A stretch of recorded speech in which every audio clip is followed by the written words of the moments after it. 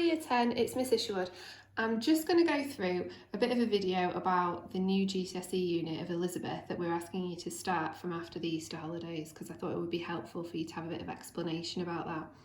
So this is a breakdown of GCSE history. We do AQA, as you know. So paper 1, we've already studied. We've done America and we've done World War I. So the ongoing revision that we do covers that paper 1, which is worth 50%. That's like an international paper. Paper 2 is your British history paper. So we're now starting Elizabeth and we'll do Power and the People when we go back to school. Each one of these units is worth 25%, and that's what we will be studying over the whole of the GCSE basically. These are the textbooks that we do, so this is what we'd be doing in school, this one, and some of the work that I'll set you will be from that. Some of you bought this revision guide, which is really useful if you've got that as well. So what I thought we'd do is just do a bit of a rundown of the background to Elizabeth. Now a lot of this is stuff that we did maybe in Year 8, so you should know a little bit about this already, and we did set that as the work last week, but I thought it might be helpful if we talked a little bit about who the Tudors were and where they came from and how Elizabeth fits into the Tudor dynasty or family. So where we're going to start is with this guy here. Now this is Henry VII. Okay, now he gets his throne in 1485 at the Battle of Bosworth, which is a battle that concludes the Wars of the Roses. So he kills Richard III. He's the one that was found in a car park a few years ago, if you remember that. And so he is the first Tudor king, and he got his throne, and therefore the Tudors got their throne, by killing the previous king. So he's generally considered quite a good king. He did quite a lot of positive reforms during his reign, but he's succeeded, a bit of an issue with Arthur, but he's succeeded by, as we should know, Henry VIII. Okay, now we know quite a bit about Henry VIII. You probably remember a lot about him from lower down the school. You probably remember the whole thing about him having 6 wives and divorced, beheaded, died, divorced, beheaded, survived, and all that. It's really hard to say. And so he is important, and we need to know a little bit about some of the changes that he introduced. So as I say, this is just quite a general thing, and you'll have done a bit more depth if you did the work that we set, but I thought it might be helpful to just think about why he matters in relation to Elizabeth. So obviously he's her father. Now his first wife is this one, Catherine of Aragon. So Catherine of Aragon, that's not spelled right. Aragon, she's a Spanish princess, and she was married to Henry for a number of years. And we know that she didn't give him a boy, and he got really mad about that. But she does give him a daughter, and the daughter that she gives him is Mary. Okay, so Mary Tudor or Mary I, either is fine. Not to be confused with Mary Queen of Scots, completely different person. Mary Queen of Scots, clearly Queen of Scotland. Okay, but they are cousins because they're descended from Henry VII. So they're both descendants of Henry VII. So Mary Queen of Scots does have a claim to the English throne. We're going to leave her for now. Okay. Now because Henry doesn't want a daughter, he wants a son to take over his throne, he becomes a bit obsessed with getting a son. So he wants to marry Anne Boleyn. Okay, so I'll put her up here so I can write a bit. So Anne Boleyn is his second wife, and he tries to marry her, and the Pope, as we know, says no, you can't have a divorce. So Henry basically says, right, okay, well, I'll set up my own church if I can't have a divorce. And conveniently, this guy, who's called Martin Luther, not to be confused with Martin Luther King, completely different person, completely different century, he has decided that he was fed up with lots of things to do with the Catholic Church, and he pinned a notice of all the things that he didn't like about the Catholic Church to the door of a church in Germany, and starts what we know as the Reformation, i.e. reforming the church.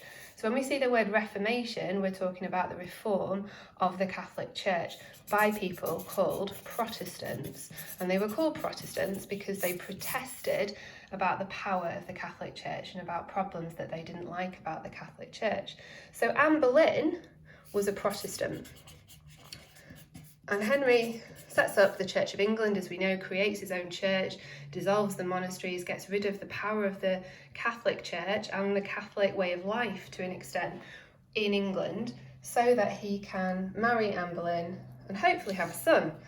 But that doesn't quite happen. He gets a daughter, Elizabeth. Okay, now Elizabeth's a bit bigger because she's more important for us.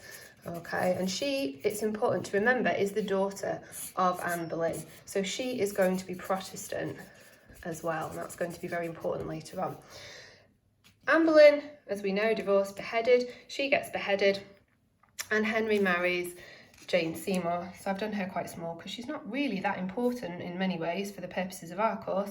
She's really only important because she produces the son that he really, really wanted, who is Edward the 6th. Now Edward becomes king when he's 9 and he dies when he's 15. So he's not king for very long, and you can see he's doing a very good impression of his dad here with his tights game and his big kind of cloak thing and hat and all the rest of it. And he's really, really Protestant because he is taught by leading Protestant teachers and thinkers. So when Henry dies, firstly, his son, because of this idea, what we call primogeniture, the boy will always succeed to the throne before a girl, he becomes king, age 9, dies when he's 15, and then, as per Henry VIII's will, his half-sister Mary, as the eldest of Henry's children, becomes queen. So he was Protestant, she was Catholic, because she was the daughter of Catherine of Aragon.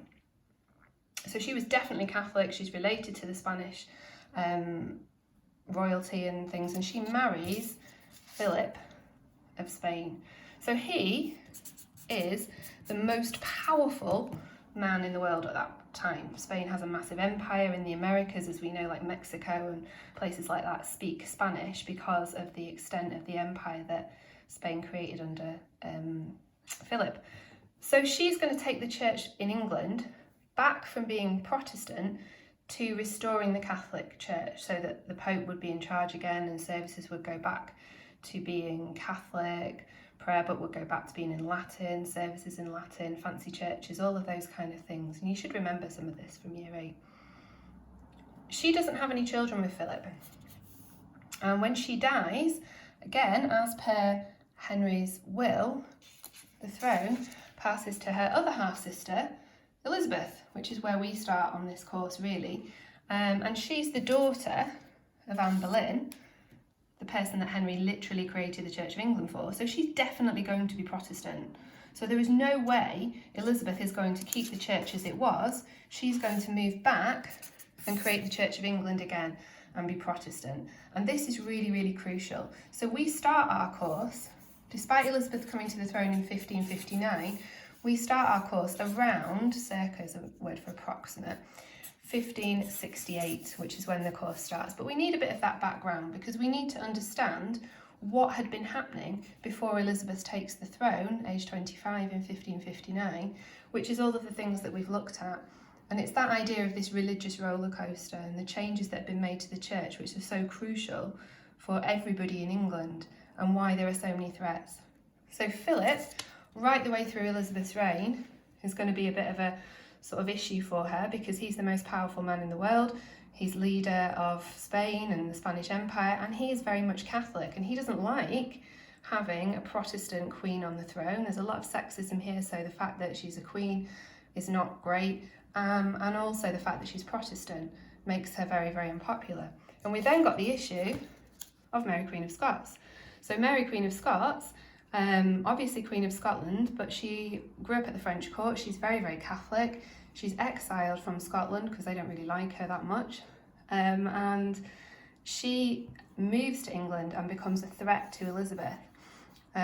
She's Elizabeth's cousin. She's quite reluctant to have her executed, but eventually has to because of a lot of plots and terrorism that's associated with the Catholics, particularly in the north of England, which is very Catholic, and would prefer for Mary to be on the throne as a Catholic monarch. So these are the problems that Elizabeth is going to have around her reign, leading to, in 1588, Philip sending an armada to try and defeat England. So that's really the background that we need to look at before we start thinking about Elizabeth. So the second week's work, if you've done that already, that was looking at the power that Elizabeth has. So what can she do about some of the issues that are going to arise? But hopefully that's recapped some of the work that you did lower down in the school and helps you make a start thinking about what problems Elizabeth might face during her reign. Thanks for listening.